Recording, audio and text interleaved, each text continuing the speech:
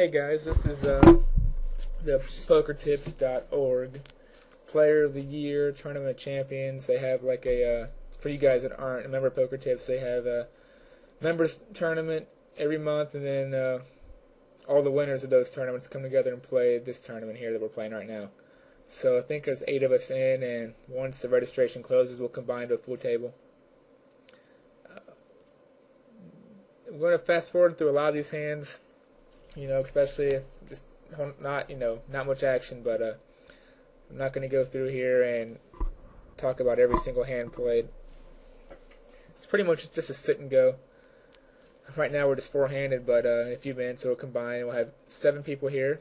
One guy gets knocked out, and it'll pretty much just be a normal sit and go from there on out. So normal strategy for me is pretty much just play pretty tight early on. Here I just bet at it just for the hell of it. Figure he's going to fold, but I'm not really going to risk. I don't want to risk too many chips early on. There's a lot of debate. People argue all the time as far as multi-table tournaments if you should play tight or play loose early on in multi-tables. Because you got a huge field and there's like an unlimited number of chips coming into your table. If somebody gets knocked out, a new guy comes in. So it's really not like a limitation on chips flowing around at all.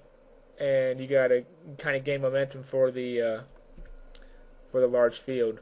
But if you talk to most people, most good players are pretty much all in agreement that you should play really tight early on in a sit and go in a single table tournament.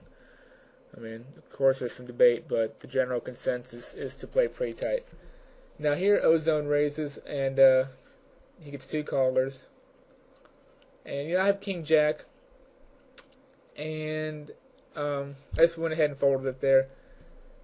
Even though I hit my jack here on a turn, on a turn, and Biffin bets out again. I'm kind of glad that I folded my king jack. I would have folded to Ozone's raise anyway. So if Biffin let out the Ozone raise, I would dump my king jack on the flop because I'm not going to get involved in a big hand like that with just a king jack in the first round of a sit and go. Losing chips really kills you. I want to save them and preserve my chip stack, so when we get down to the end game, when you really do some damage and when you can win the sit and go, that's when I want to have enough chips so I can win some big pots and still have a chance to do some real damage. If I lose a lot of chips now, then I'm just destroying my chances to do anything once we get down to the bubble or in the money. I'm going to fast forward here and move on to some key hands. Alright, here's one. 10-8 in the big blind. And I get to check in the big blind. I flop a set, or flop trips with my 8, and Ozone leads out here. I opt to just raise it because it's a little trickier than just flat calling. If I flat call, what's he going to put me on? There's no draw out there at all. I mean, not really. I mean, what am I drawing to? So, if I just flat call, he might be suspicious. I want him to go ahead and call that raise. Maybe he has like an ace king or 2 overcards, something kind of weird that he might try to stick around with. But no luck. If I flat call there, he's probably not going to bet again on the turn. So trying to disguise it a little bit. Usually you wouldn't raise it like that with someone leading out and you got another person act behind you. Usually not many people would raise the 8s there. So trying to play a little different here than usual this tournament. Okay, you can see now we're down to our full table, or our 7 people. This is everybody in the tournament now. But you can kind of see that I'm playing a little bit different, maybe somewhat. All of us know each other here. We've all played with each other. You can see that I have the numbers running from Poker Ace here, but for the most part, I'm not even really paying attention to it at all. I remember when the tournament was over, I kind of realized that I really wasn't even watching the numbers at all because I kind of already have an idea how everybody plays. So, trying to mix it up just because we play with each other a lot. So I'm not always doing the things I would normally do in a multi-table or sit and go with a bunch of people that I didn't know and that didn't know me. Move on to the next hand.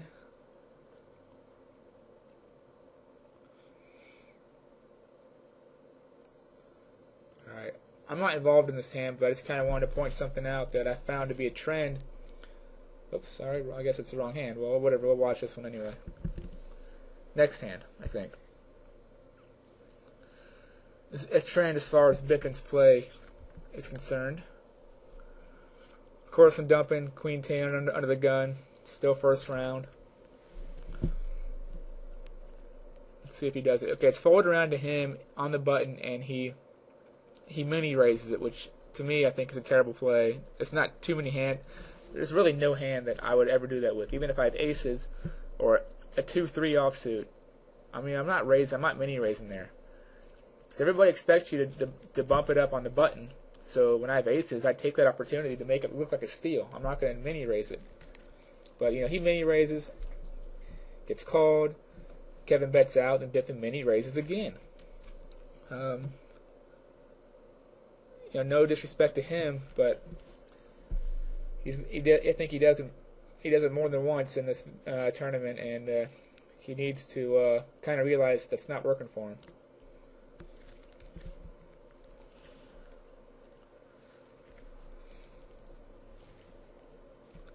So he lost 400 chips there, a little more than 400 in the first level, when he could have a stack of about 2,000 and have a really decent stack size going into the higher blind levels. Now he's back down to pretty much even starting stack.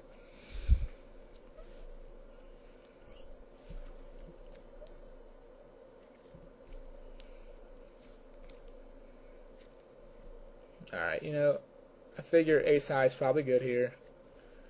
He's shown weakness, hasn't really shown much effort to take this pot, and ace high is probably good. So I show the ace high just because I'm trying to represent maybe a little bit of a crazy image.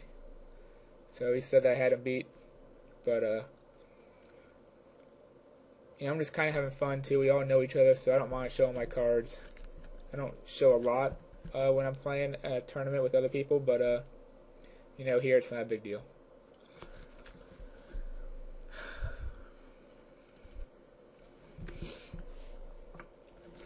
But I'll definitely remember, though, from now on that I showed him an ace high.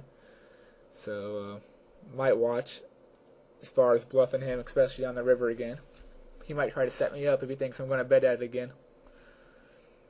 This is just, I'm on the button. I'm just kind of bumping it up, trying to be a little aggressive, kind of see what everybody's doing, if they're going to contest me or not. If he calls that I don't hit the flop, I'm pretty much done. I'm not even going to waste too many chips trying to take it down or anything. I might bet at it on the if he checks, I might bet on the flop, but other than that, I'm pretty much done with it.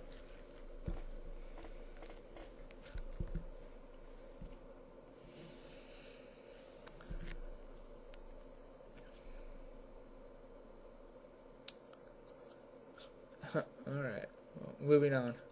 Okay, here's a few hands later. I got ace-8 in the big blind. Gets forward around to Biffen, and does he mini raise? Or, no, okay, he makes a standard raise.